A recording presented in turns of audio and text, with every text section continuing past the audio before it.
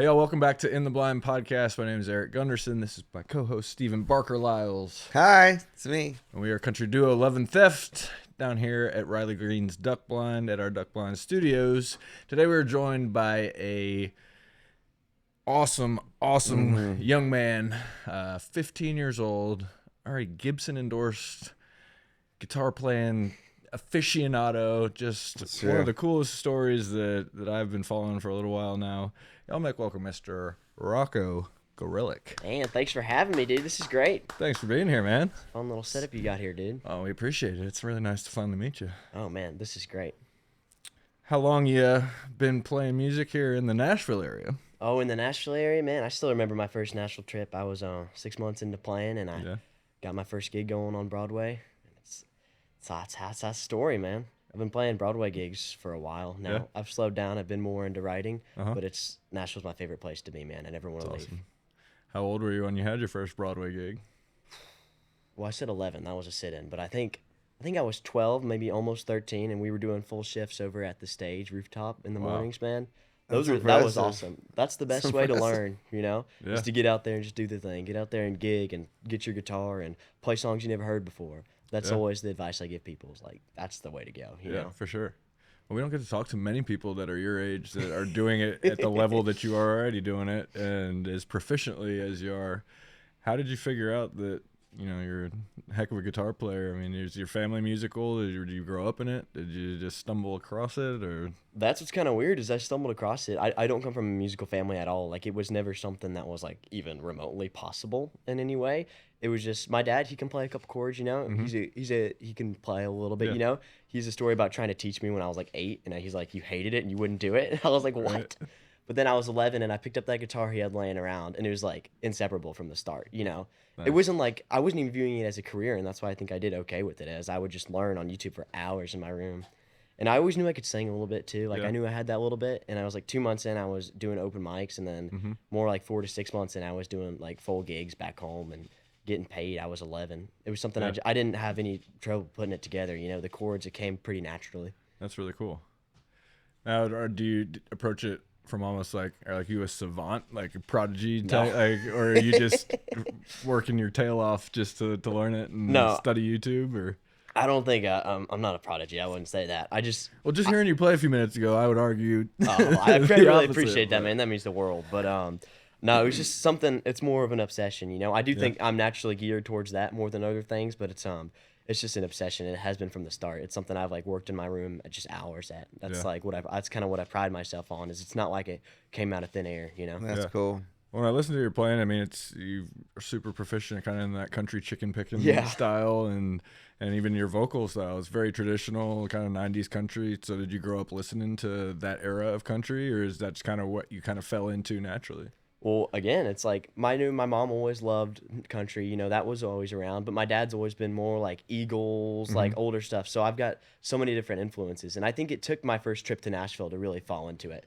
Yeah. It was always there, but I did all the typical guitar player things that first year. It was like you learn the blues licks and you learn the Van Halen licks, and I still love that. You know, I'll tell you what. But it took me a second to kind of figure out that what I wanted was that classic country thing, you know, because it was never like that modern country. It was like just everything. And then I went to classic country like that, you know, like it was always, that was a thing. Well, I would argue that a lot of that classic country, that 90s, late 80s, even early 2000s, I would say the music was more musical. Oh, yeah, 100%. And I think that's why it was always that kind of thing for me, even like older than that. Like that's when I sit down and listen, I listen to some old stuff, man. And at the end of the day, it can be more musical. I think you lose, I think a lot of songs these days that I hear, they can lose a lot of their feeling. They can be great songs and lose a lot of their feeling in the production. And I like to keep that rawness. Like, I don't think it should sound bad, but you want to feel like you walked into a bar and you heard a really polished band, like a really, really polished band, which is like, that's Nashville. You know? It is. And that's you the can Nashville go sound. in 4 or 5 different bars and hear a really good band, and then once you finally hear that super polished band you're talking about, you're like, oh, that's different. It's different. Like, it's just a level. If there's levels, you know. Going into that, I don't know if you guys ever go to Music City Bar and Grill. Have you ever been there? Dude, I love Music City Bar and Grill. Yeah, dude. Next to Opryland. That's my favorite place, man. I did a little sit in there Monday, but the band to go watch over there is Music City Playboys. Really? Oh, I've you ever watched the Playboys? Oh, yeah. Oh my God. Yeah, it's like they all toured with Merle. They all toured with, like, they just have this insane repertoire. And then William Bagby. You know William Bagby? Yeah. oh my god, that's like that dude's not that guy. Like they needs to be studied. Like that dude's not real, man. Yeah, Like that's insane. it's insane. That's like I've got recorded solos on my phone where I just go home and I transcribe his solos because Really? they're just unbelievable. He's so good. That's a little. When you do that, do you listen to him in real time, or do you slow it down to really analyze how he's It depends how hard hammering it is. and bending and all that? The thing with that is like if you know your scale shapes, you can always kind of once you find those couple first notes, you know what scale shape you're in. Right. You can kind of figure it out from there, and he'll skip a couple notes or he'll do this. But when especially he's got so much knowledge, like more than I, way more than I have, and it's like I don't know all those scales he's using. Yeah. So sometimes I will slow it down. But I always prefer learning by ear. Yeah. I find it sticks. I can do tabs if I'm really stuck. If I'm learning Right. like a popular solo, I'm really stuck. I'll find the tabs. But I find that when I read tabs, it won't stick in my brain. Like when I learn it by ear, there's something to that process where I'll remember it. Right, but if just I 'cause can learn it there by is a tabs, and then memorization I that could has to play it once fine with the tab, and then I'll work away from the tab. I'm like, what did I just play? It's almost like a crutch or something. Yeah. Yeah. Yeah, for sure. It's like a visualization thing for me. It's nice to have that.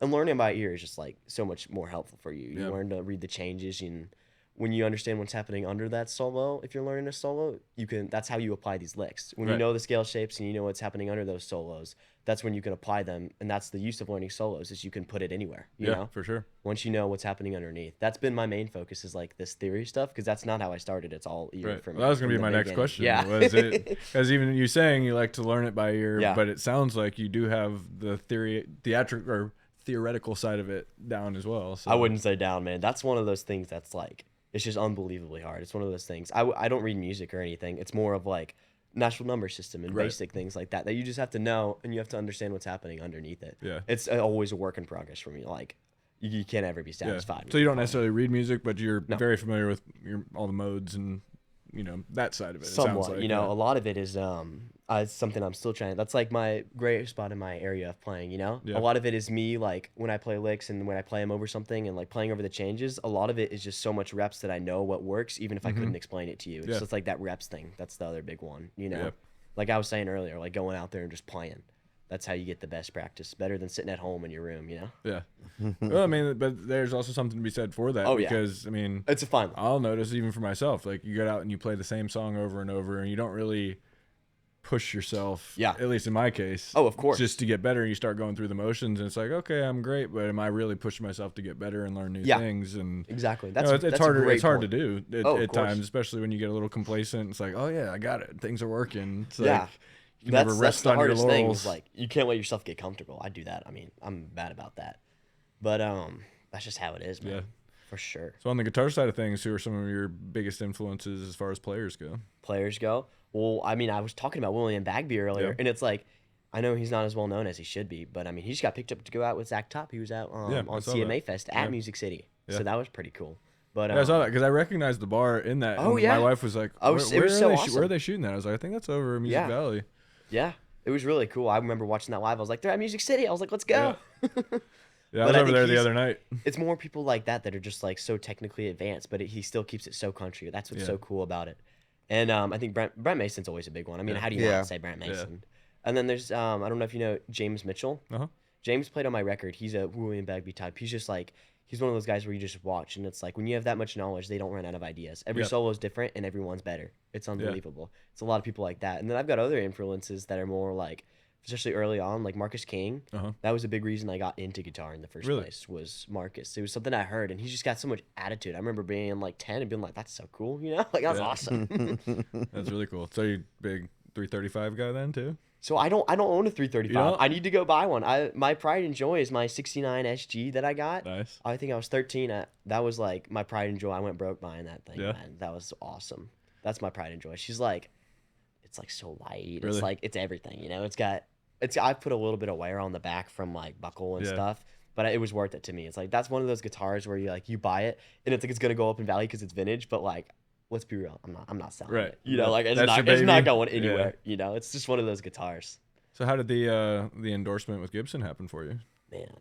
I was, I mean, I think I know just because Oh, anybody yeah. there hearing you play, it would be an idiot not to endorse you. Yeah, Right? we I should mean, put one of our guitars behind that dude It's first. very flattering, man. Thank you.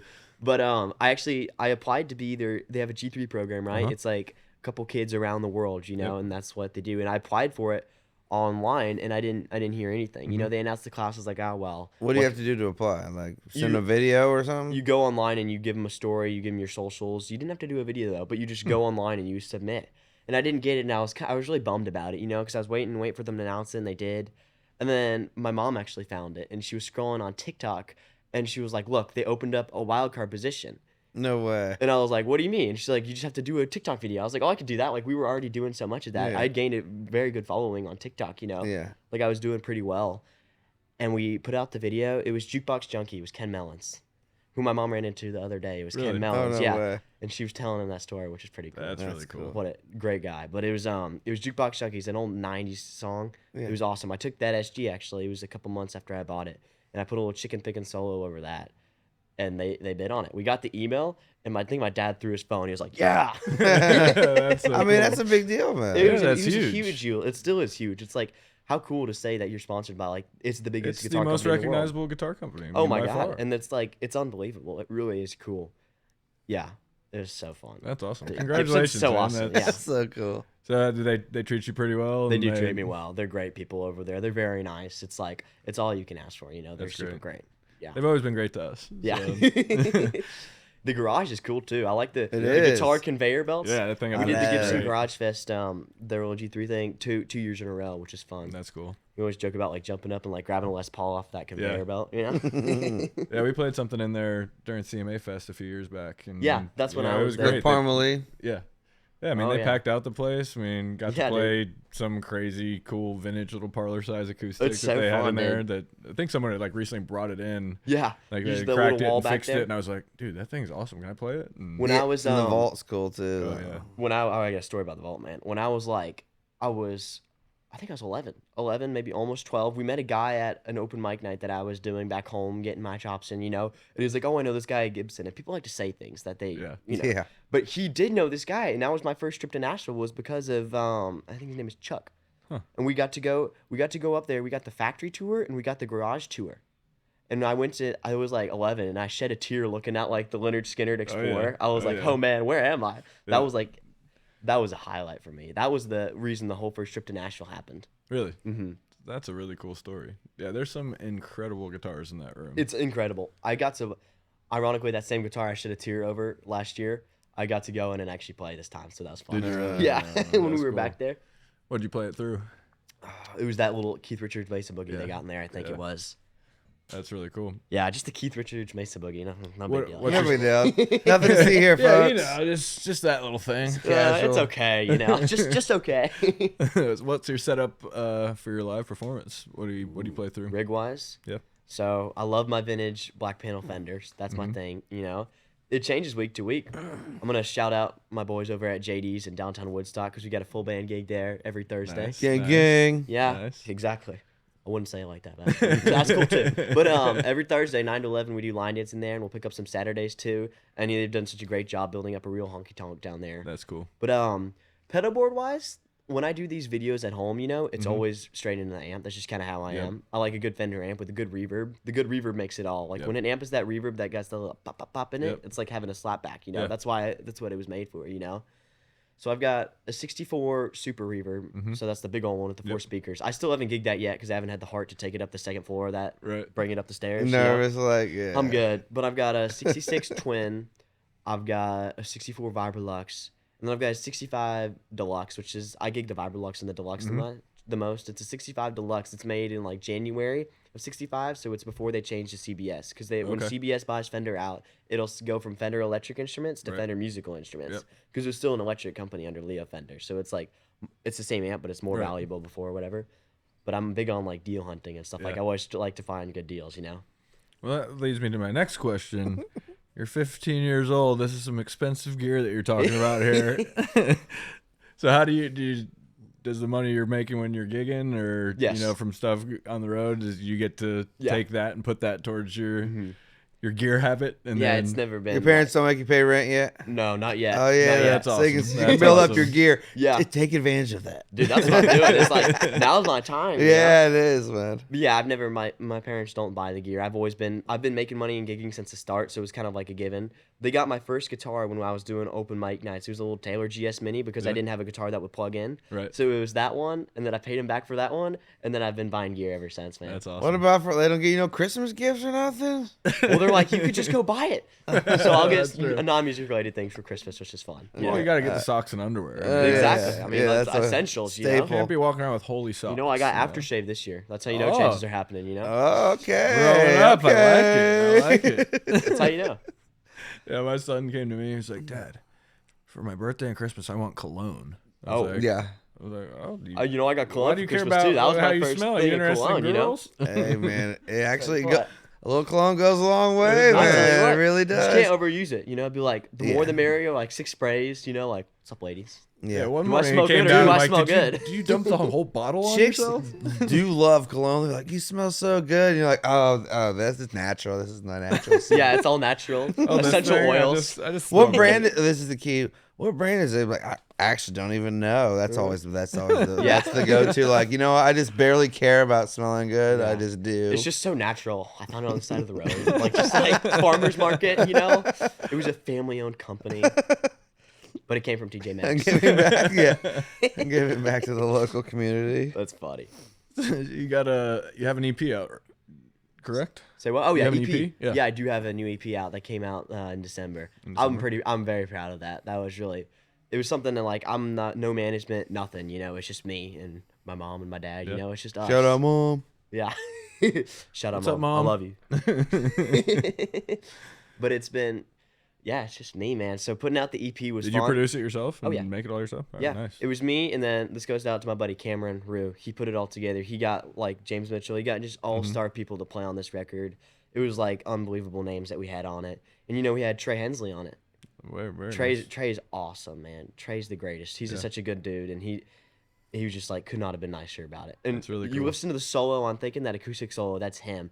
Really? Oh my god, yeah, like it's definitely not me. It's too dang Right. good. dude. So how I'll tell much you of the what. project did you kind of do the heavy lifting on, and then how much did you kind of yeah. parcel out? So we had it was actually kind of nice because we had James in the studio because we had limited studio time. So we had James in the studio and he would lay down all the like rhythm stuff and he does the heavy lifting and then I take the little flashy parts. Right. So we went in after and just overdubbed all the flashy parts. So when you hear like a riff or a solo, that's me. But Nice. all those heavy lifting like rhythm parts, it's nice because I was 14 recording it, Right. and he's just got that experience like with that rhythm stuff. Yeah.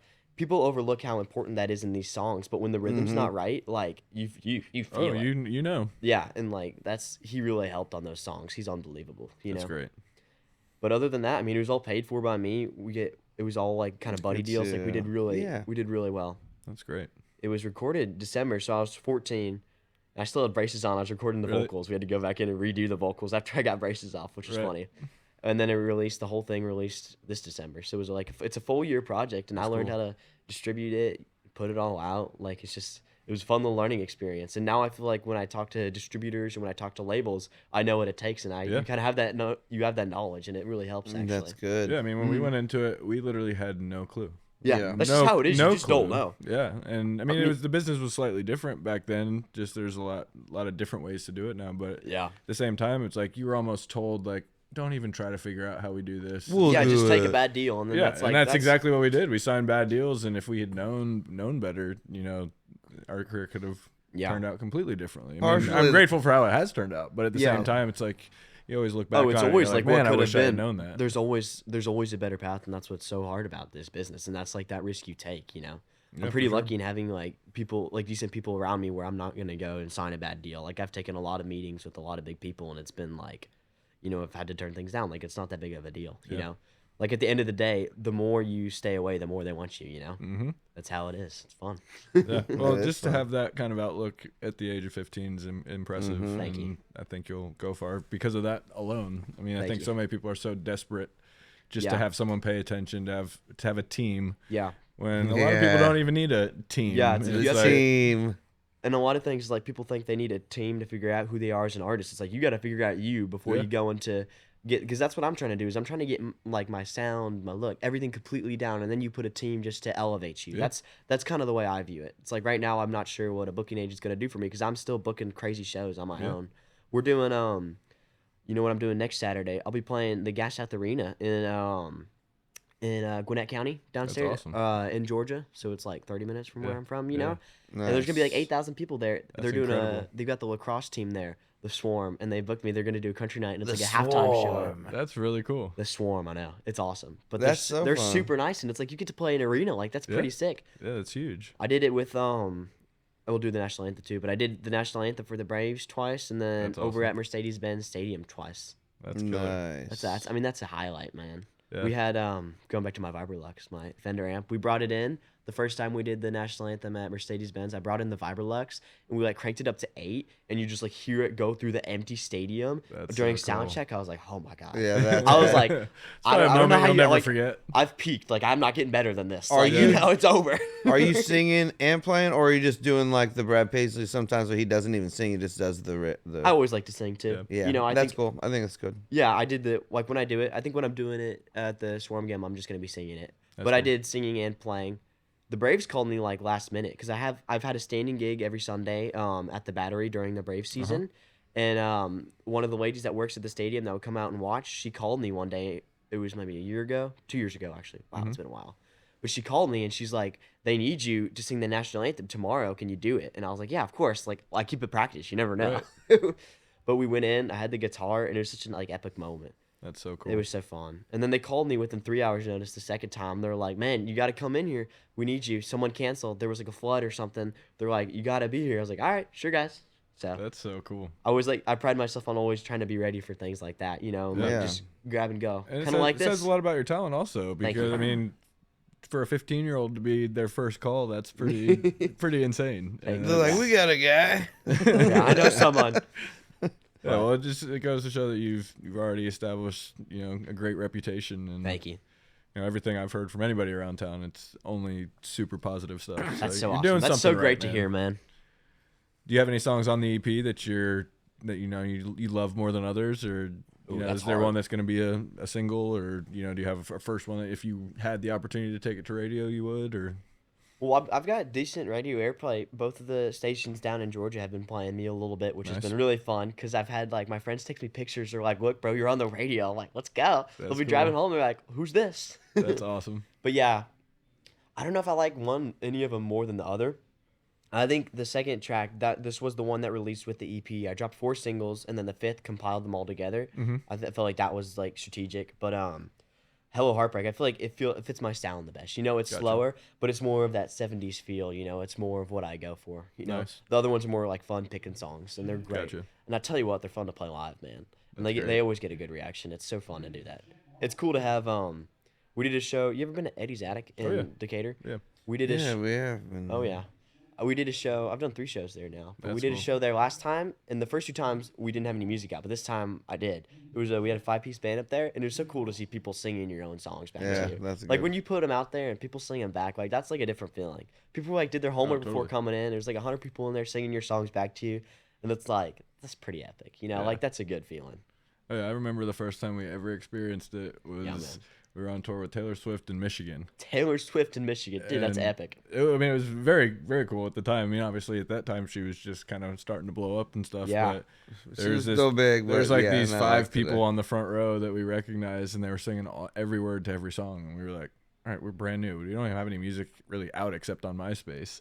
Wow. And this guy had done his homework. He didn't know about us. His girlfriend wanted to come see Taylor, and he was like, I'm going to check and see who else is on the bill. And they learned all of our music. So That's we epic. brought him back, and we are like, hey, this is the first time we've really seen this. And the guy ended up being one of our best friends, still is today, with both of his brothers. Yeah. So. That's so epic, man. That's But yeah, just like it's one of the best feelings ever. It's like, it's really crazy. Like, and I solo wrote all those songs. wow. Like I'm just now getting into co-writing, which is I was telling you, like I've been doing doubles. Like I've been co-writing this past since Monday here in Nashville. How you know. liking co-writing? I love it. Yeah. It's like there's something to solo writing, but then when you get in that room, it's so nice to have someone that's like really seasoned to like tell you what's gonna work and what's gonna not. Mm-hmm. And I know what I bring to the room. Like I bring decent musical chops and like just that kind of younger view. You know, keep it fresh. sure. You know, Yeah, But, while you're saying like it's nice to have that kind of mentor type person in the Yeah, room of to tell course, you yeah. what's not going to work and what will. yeah, From our perspective or their perspective, it's like having that young, fresh blood and perspective in the room also does the exact same thing for that writer. yeah, also. exactly. So It's kind like of a give and it's a a take. very even trade, and then like guitar wise too, and musically wise too. Like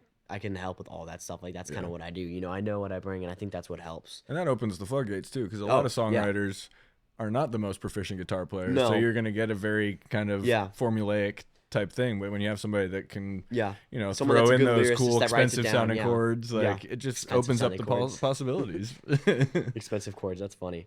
My I favorite like was expensive chords. Yeah, we were writing last night. I was writing with a guy, and every time he would put something down that he wasn't sure about, he'd say, "We'll rent it." He was like, "We'll rent this. We'll put it down." I like I that. love that. That was funny. Yeah, we have a buddy who talks about songs as like different parts of the song as pieces of furniture. What? And he talks about the whole song as like a room and like moving the furniture around. I'm like, oh, that's a very unique way. Hey, of whatever looking at works, it. man. When it works, it works. People got their own little ways of doing things, but man, I'll tell you what. Yeah, When some they of the work, best. they work. Some of the best are the quirkiest, but I'm like, Always. man, their process is wild, but I love it. Yeah. I mean, people know what works for them, and you learn what works for you, and that's like part of that learning process. Absolutely. How's the social media side of things for you? Kind of growing up and being born into it when it is already the main, thing and vehicle for getting your stuff out there. Do you embrace it wholeheartely, or are there parts of it that you don't like? Or Well, no, I really embrace it because all it is getting your music out there, and I think people that refuse to do it, it's like you're just closing doors for yourself. Yeah. Yeah. Like a lot of, like I would say most of my stuff has come from social media. Like this thing at Gas South Arena, social media, the Mercedes-Benz, Facebook of all places. Wow. And it's like, I think I wasn't into it like the first year and a half. I think I was still learning, and we didn't want to be like those like weird like child star people. And I was like really kind of locked in and trying to learn. And I was like, I remember coming up to Nashville, people were like, "Where can we follow you?" And I was like, "Oh, I'm not on there. Like I'm just playing, because I just love the music." And they're like, "Well, you got to get on there because you're gonna get followers or whatever." Yeah. So we ended up doing it, and we've always been really good about posting a couple times a week, and always keeping something on the story, and always like it's pretty natural, like it's pretty. And I enjoy it, man. Like when people compliment you online, like it's pretty cool, man. Yeah. Like people are like, "Man, your playing's great." Like, thanks. Like Yeah. that's so cool. It's so cool to hear. It can be overlooked, and like even getting something like 1,000 views. Like, can you imagine 1,000? It's like playing to 1,000 people. You know? Absolutely. People undervalue it, or like, but man, all it takes is that grind. Because I sat at 3,000 followers for like 2 years, and then it's like I had videos just take off, and then it's like I went from 3,000 to 25,000 in the past like 6 months, That's 8 great. months. Wow. But like, it's just how it is. You grind for forever, and then stuff just starts taking off for you. Yeah. That's just all it takes. Is some people don't have the patience for it. And it's just it takes a certain kind of patience, and it's hard. Like if I didn't have like, you gotta have people in your life that will like remind you of that. Because when you don't and you're not getting success, it's easy to just like stop. Like, But Yeah, it's hard to always been be consistent Yeah, and really maintain is. and keep up with it when you're not seeing that. Oh, you're yeah. getting that dopamine hit from when you see the numbers going up and Oh, yeah. seeing all the hearts. It's And it's like easy to like, one thing I struggle with is like limiting yourself. It's like oh, I'm just gonna write for this week, or oh, I'm just gonna do this. But it's like you got to do it all. Yeah.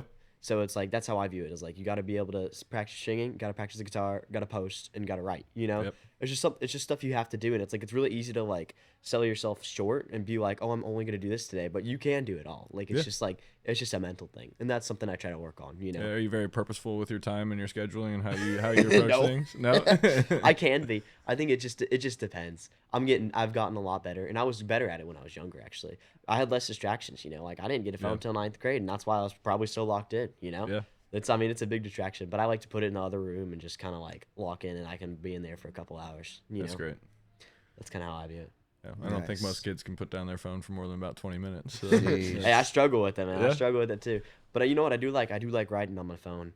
I don't like writing on a pen and paper. I got like my handwriting's bad. I'm too slow with it. It's like all my hand-eye thing went to guitar and nothing else. That's cool. Well, good thing is you got all kinds of technology to get those ideas down. Oh, I now, know, man. so- True.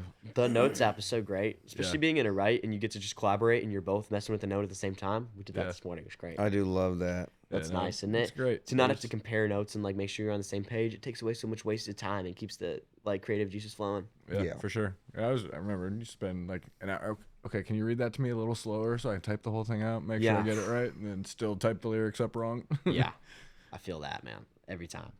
It's it's a losing battle most of the time for me. But I bet. what do you have planned for 2026?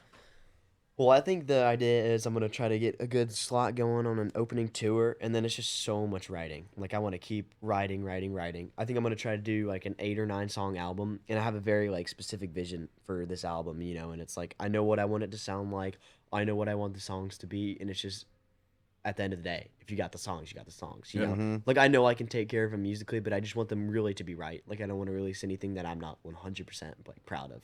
That's great. So I'm thinking probably summertime we'll get something down. I've got a bunch of writes planned, and this co-writing thing's really working out. I really love it. It's so great, It's really and it's cool. good to have those it's good to have those connections, and it's good to have people that you can just send songs to. Like, does this suck or does it not suck? You know? Yeah. That's always a big thing. That's is, like, huge, yeah. Get feedback, and my mom's like that too. Like my mom is really lyrical.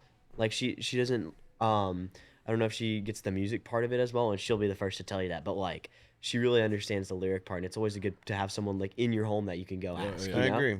It's very interesting. It is. And my dad's got a good ear, but he's tone deaf other than that. We make jokes about his singing all the time, but he's got a good ear and he knows when something's good musically, and it's good to have people that you can just walk upstairs and be like, "What you guys think?" You know, play this song. You know. Yeah, that's great. I think there's probably something very valuable in just in the fact that he isn't super musical. Yeah, because like, he could just give you an objective opinion. Yeah. as, Yeah. Not as a guitar player, not as a singer. It's Yeah, just gonna be off the cuff. What do you That's think? what's so man, cool. that Is, like, feels they listen, good. Yeah, they listen as a real listener because Yeah. like 99% of the people that are going to be listening to it aren't going to always be people that understand that you're playing like a minor 7 and you're playing the diminished over it, and they're like, "That's so cool." Like they're not going to get that, but like that's what's so awesome about it is you get a real raw opinion from people, and they're not going to lie to you. They're going to be like, "This is so good, sweetie. Keep going." Right. You know, like it's like, "Ooh, I don't know about that line," Yeah. and it's so great to have that kind of feedback. You know, For sure. but they're not like weird about it either. You know, some parents can be kind of like weird and stage parents, and I've been pretty lucky to have like really supportive parents that that aren't like that at all. And that's also hard to find. I tell you what, So man, many it parents is. want to live vicariously through their kids, and then they fail to support them in the right way. So That's what's so cool about this is like music coming out of left field. My parents were college tennis players, both of them. Oh wow. And they were very good tennis players, so we grew up, and that's what I grew up doing was playing tennis, because that's just like they were both like just amazingly talented at that. So me and my little brother grew up playing that, and I still play tennis for fun, you know. Like I'm still a decent tennis player, you know. Like it's fun. Play But pickleball at all? I do play pickleball. So that's what they do now is they no more tennis. They're all pickleball people. It is more fun. Same. Yeah, it's very fun. But I'll go out and play some tennis with buddies or go play pickleball. Like it's a fun skill to have. But that's why it's so cool, because it's not like they're not living through me. That's what's so cool about it. It's like totally out of left field music. They both love music so much, but it wasn't like I'm not supposed to have any talent whatsoever in music, judging by like any of my family anywhere, you know? You have any like crazy stories, meeting legendary players or people that you've looked up to, and since you've been doing music? Well, I played with Marcus King. I know we talked about Marcus King being an influence. I was a year into playing. I was 12. I was at the Tabernacle in Atlanta. And I was like, we were all big Marcus King fans, and we were driving home from Nashville. And I had just played the one huge stage in Nashville. It was like my biggest thing yet. It was like 1,000 people in there. And we were just so hyped. And we were like, my dad's like, let's just set a crazy goal. And I was like, yeah, let's set a crazy goal. We were all feeling ourselves. And I was like, I want to play with Marcus King. And he's like, what? I was like, let's play with Marcus King. He's like, I think you could do it. He's like, let's do it.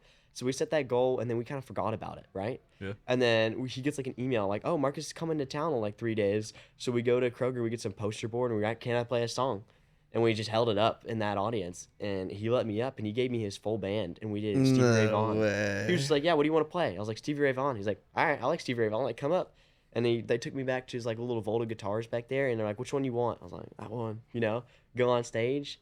What was crazy was I was 12, and he gigs like real heavy strings. Yeah. Like real heavy strings. I remember just trying to bend, and I was like, what's going on? Yeah. So that kind of scarred me for life. We didn't mess up, What but was like that scarred what me does he for use, life. Like 13, 14? I mean, I think he's probably 12 or 13. 12. Yeah. So I always like to string my guitars up heavy now. yeah. You gotta have that. Before gotta build before it, that, you gotta though, build it up. What were you using? Like Tens. tens? Yeah, I still do tens on electric. I tried to do 11s for a little bit, but I was like, why? Just do It tens. depends on the guitar for me and the application. Yeah, for exactly. sure. But I always do 13s on acoustic for bluegrass. Yeah. Like some people will do like 10s on acoustic. I'm like, oh, Yeah. scary. I'm good. Like I don't need all that. Like I Yeah, like I'll to. put tens on acoustic for like a real chimey, pretty, like play with a thin pick. but it's like you play bluegrass and that just sounds like a mosquito in your ear. Absolutely, yeah. That's why I've always enjoyed having like big heavy strings on acoustic, and that'll teach you to bend. Like, Yeah. because people were like, "Oh, how do you learn to like solo on acoustic?" Like I struggled with that for so long, but then I started playing so many acoustic gigs every week, like 3 times a week, where you kind of got to accompany yourself, and you do that for long enough, you just learn. It's that thing of just getting out there and playing and learning, because you'll learn like very, very fast. All right, let's get back to the Marcus King thing. I want to hear the rest of the story. Oh yeah. Well, then we played and we met him after, and he signed the sign, and so did the whole band. They were so nice. And then he came back the next year in Macon, and I held up the same sign that he signed. Right. And he let me up, and we did like a little encore with him. It was fun. That's so Nice. cool. But it was funny, dude. We always joke that he doesn't come to Atlanta because of me, you know? Because he hasn't come back since, and I was like, he's just avoiding me, you know. You're the reason. Yeah, I'm the reason.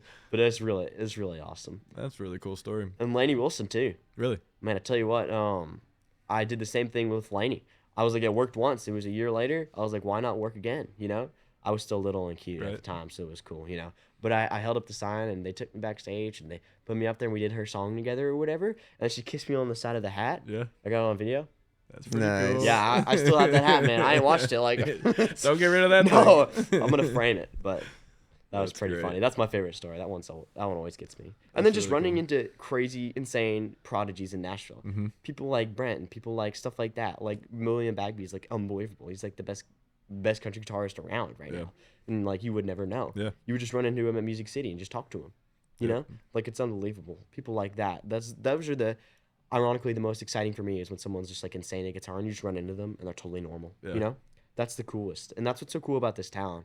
That's what I wish I had back home, and that's why it's so fun for me to be up here, you know? You ever run into Tom Bukovac or Jerry McPherson? No, I haven't run into Tom yet, but I've got so many mutual friends with him. And my buddy that I was talking about to put the record together, we were going to have Tom play on it, and then I can't remember what happened. It fell through, but we were going to have Tom play on the record too. Yeah. But he was he's one of my favorites, just he's because he unbelievable. can do Anything. it all, and Yeah. he does it all the best. Like It's unbelievable. I just love the way his approach and never gives more than what the song requires. Oh, yeah, I it's mean, perfect. Stays out of the way. And, He's played on most of all the records. Yeah, he's played on everything. And, That's awesome. And also just a great guy, like, and loves to talk gear. That's my favorite thing about him, and he's a wealth of knowledge. I mean, man's an encyclopedia when it comes to guitars and amps and everything else. I mean, his pedal collection and guitar collection is one of the most wild things I've ever seen. He's more of a recluse. That's probably why I haven't run into him. He kinda But it's wild just how many I played one of guys them. at that level are in this town. Oh, yeah, I it's like mean, crazy. That's it's what's so nuts. wild, how like saturated it is in here. Yeah. You know, I played one. He's got a 69 SG just like mine, and I played it over at Music City Vintage Guitars. It's funny. It's like identical to mine. Yeah. They got it up on the wall. It says owned by Tom Bukovac. So that's about as close as I've come to him is playing his guitar there. Yeah, I look forward to the day when you two get to talk shop and Oh, man, that'd sit be down fun. because Yeah, he will he's love one of you. the best, but he'll love you. That's for sure. That's fun, man. Yeah, I wanted to get together with him for a while. You thinking about moving up here soon? I'm thinking about it, man. It's nice because I think as soon as I can't do what I'm doing from home, I'll come up here. But like right now, it's going great for me at home. Like I'm getting a lot of interest. I think right now it's kind of nice to be away from the scene because there's just so many people trying to make it up here, and you're different when you're like farther away, you know. And Unless it's you're that not hard for like me to get too up here. far. You're just far enough. I'm just far enough where it's like, oh, he's from Georgia, and that's like a novelty thing. Like, Yeah. that's cool, man. Like, you don't see that as much because everyone's like, you got to move to Nashville. And I used to think that too, and I still would love to live here. Yeah. It's just like, I'm waiting for the right moment. Like, I That's haven't good. felt very led to do anything yet, you know? Yeah. I'm like, I've got a great standing gigs at home. I'm making good money to buy gear, you know, like, it's been great. The money is nice at home. Like, Yeah. I can make more money at gigs at home than I can here. That's Because the good. thing with Nashville is, though, like, you could try to go charge, like, a bunch of money to play, but then there's some 18-year-old hotshot from, like, Berkeley that's, like, insane that'll do the gig for free because he wants to play. Yep. So they're not going to pay you much. so you know, that's true, just bro. how it is. Yeah. There's going to be some kid that's, like, 10 times better than you that'll do it for free. So there's, like, well, there's that, you know? Yeah, or some kid that's 10 times worse than you that'll do it for free, and they don't care. They don't care. They're just gonna take that guy. And that's the real And that's mental that'll- kind of that'll get screwball. you- You're just like, wait a second, what? That'll get you going, yeah. Yeah. That'll definitely get you There's going. definitely a lot of that in this town. Oh, 100%. All right, last question: bucket list venues. I think the Opry. Yeah. Yeah, the Opry for me. I've always wanted to do the Opry. Like, the whole thing is just so appealing. You know, the radio. It's just so awesome. Yeah, and the history is what does it for me. I mean, It's, yeah, and there's just, like, the amount of people that have stepped on that stage. It's wild. I think the biggest thing, instead of, like, I think the Opry's the biggest, but, like, bucket list, I would just want to go on a tour, you know? Like, we did the Luke Bryan thing, which was really fun. I just want to do more of that. Like, I feel really at home out there and, like, just playing to that many people that are just like there's nothing like that. Yeah. You know. Any particular artist, if you could pick, for this spring summer, who would you pick? Well, this is like completely like not gonna happen, but like George Strait, like that's a big one for me because that's just like he's just George Strait, you know. Yeah, the king. I was talking about this with the guy I was writing with earlier. We got a lot of the same influence in us, and I was like, man, all my favorite artists are dead, dude. Just like who. He's like, who would you? He kind of asked the same thing, and I was like, man, they're all dead, like they're all gone, and the ones that are here, it ain't good, man. You know, like it ain't good. So, but I think George Strait's a big one. You know, he's like, and he's still around, he's still kicking, he's great. You know, he still puts on a great show, and he's like, he's just got such a catalog of great songs that it's kind of hard to argue with. Yeah. Well, he's a special guy around here because when Irv, who used to own this with Steve before he passed away, he was George's manager for his whole career. Oh yeah. So we get to hear lots of George Strait stories around here. I'm sure. Man. I got a question. So what's it like you're 15 but you're playing mostly in 21 up bars and you're so talented, good looking young chap. Like you probably get hit on by 21-year-olds like all the time. Yeah, see. In the year yeah, how does mom and dad feel about you're like that? 15 years old getting hit on by like drunk 21-year-old girls. I've got a good head on my shoulders, so I don't worry about that too much. But like it's pretty funny sometimes. Yeah, I bet it's hilarious. And my dad looks young too, and he's like, they're like, "Are you two brothers?" 'Cause my dad's young. Yeah. You know what they always say? They always say my dad looks like Tucker Wetmore. He kind of does. He's got a mustache, and my dad like hasn't aged. It's kind of wild, but they say he looks like Riley Green too. They're like, "Oh my God, you look just like Riley Green." And then they see me on stage, and sometimes they'll like mistake him. It's hilarious. That's really cool. My favorite is, "Are you guys brothers?" That one gets me every time. But we're very like. We always stay away. My dad like can't handle it. He hates it. He's like, I hate these people. Like we'll drive home and he's just like, he looks at me. He's like, He's like, I don't know how these people do it. I was like, I don't know either. He's just like, he's like, gotta decompress after that because he runs sound. Oh, he's that's like, cool.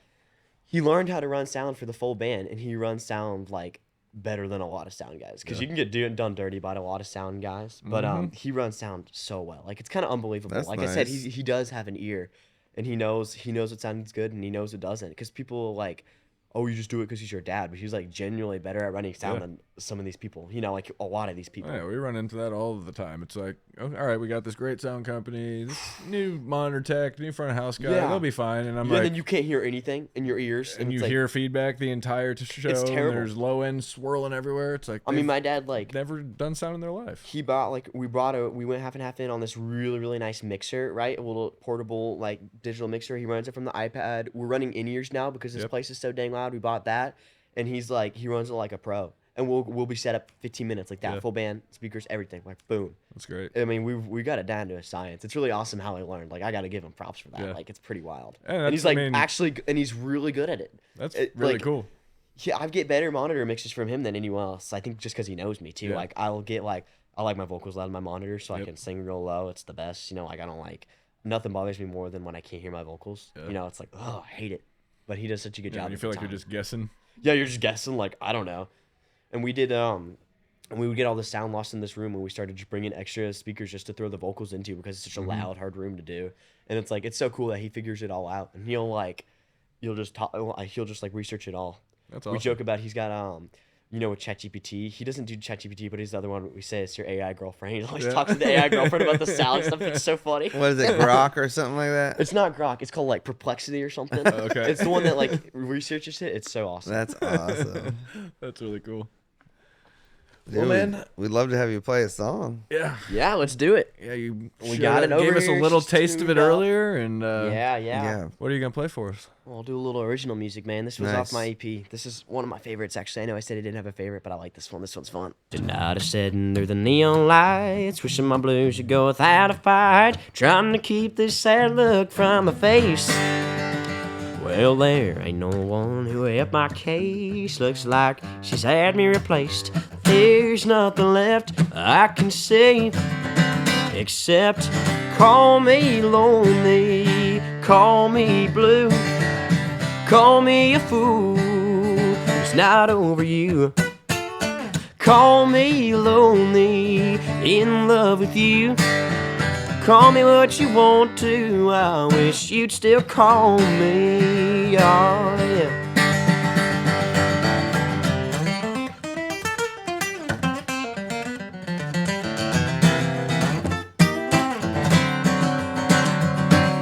Well, you never lied to me. You clearly said goodbye to me. But to tell the truth tonight, I wish you would.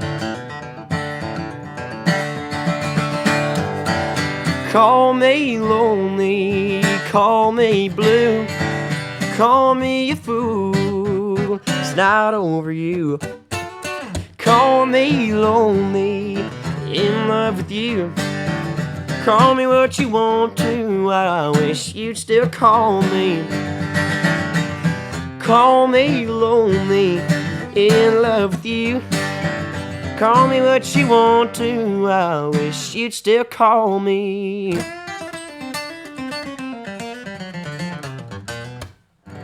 Yeah, dude.